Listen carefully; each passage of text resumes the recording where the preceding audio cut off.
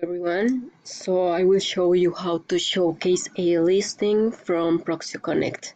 So please remember that an agent must be a premium agent or global to showcase a listing.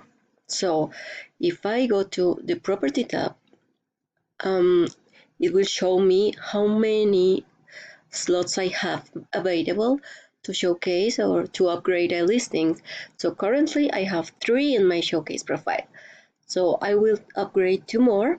So I click here in upgrade option and I choose the listings that I want to upgrade. So I click on this one, for example, and it will display this information. And now one more. Okay, so in this case, I want this. Okay, so now I have 5 listings in Showcase. I click here and I go to my public profile in Showcase.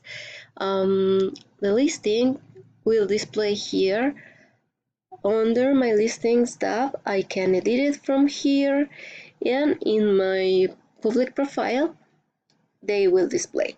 So they will have the beautiful marketing material, and agents will be able to follow the listings. So the image will display really soon. So I will have the analytics here too. If I search by address, for example, Miami, it will show me the Miami listing that I have active right now.